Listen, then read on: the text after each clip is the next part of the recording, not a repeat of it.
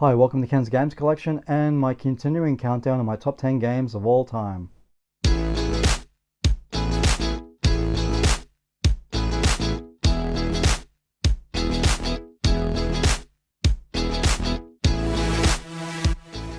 So coming in at number 6 is actually Monkey Island, released back in 1990 on PC and the Amiga 500. Now, I played this game probably about 1995 on the Amiga 500, if I remember correctly.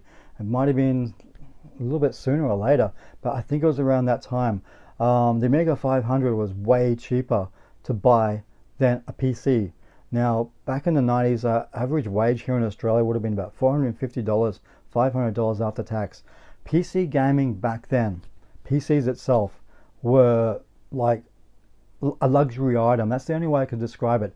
A PC back then here in Australia was anywhere between $2,000 and $2,500, which it was so far out of our reach back then compared to what we can pick up today.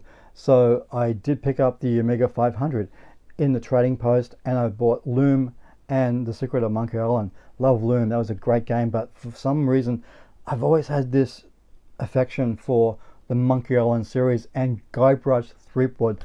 The everyman that we all hope he's going to get the girl, and he's going to be a mighty pirate and all that sort of stuff. And that's what probably has a lot of charm in those games, is Guybrush Threepwood. The support cast is incredible. LeChuck is a perfect villain, I feel, in this game. And playing it back on the Amiga 500, it was incredible. We didn't have those sort of games on console. I know the NES had Maniac Mansion, but that was probably not as technically difficult, I guess, with Monkey Island. I think it would have been to another level with just how to try and get that kind of game onto a cart back then.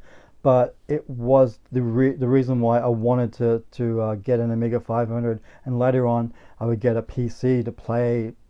I played it again on PC, but for some reason the Amiga 500 just stands out so much more in my memory, and it was just great to be able to hook it up to a TV. I didn't need a monitor back then.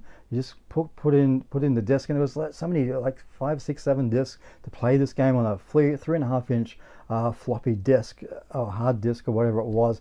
But that was really cool, and I just fell in love with this character, Guybrush Threepwood, who wanted to be a pirate. Now this is actually based on the Pirates of the Caribbean ride, just like the Pirates of the Caribbean movie.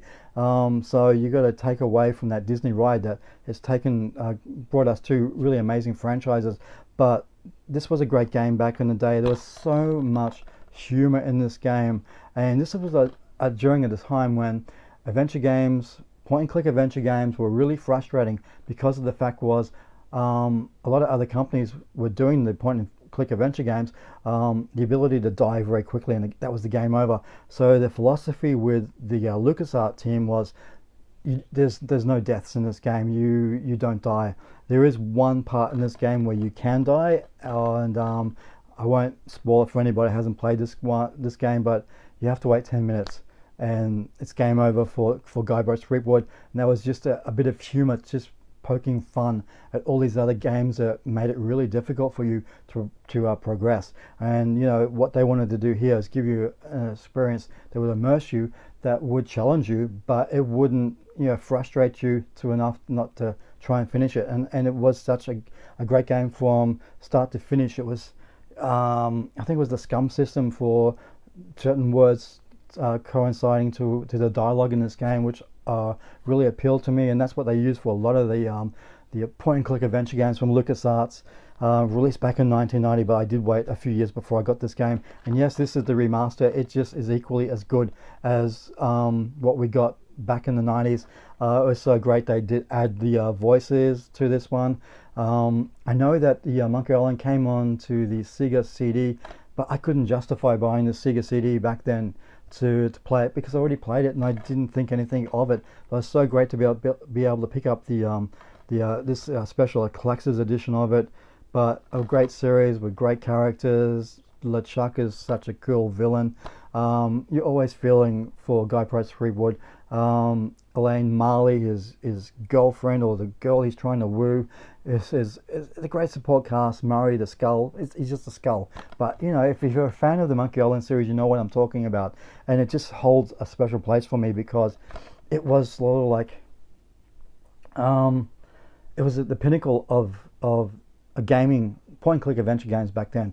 That was what I really wanted to play, and I couldn't get that experience on console gaming back then, and the only way to do that was to get that PC or the Amiga 500. And you know, the prices then were crazy for PCs, and when I finally did get one, I was able to play, you know, Full Throttle, The Dig, what else, Grim Fandango was a fantastic game, all that sort of stuff, Loom as well, Indiana Jones, the point and click adventure game, was great. It was just a great time in gaming for us. All these amazing point and click adventure games that Lucas Arts were just pumping out. It was just Zach McCracken, another one.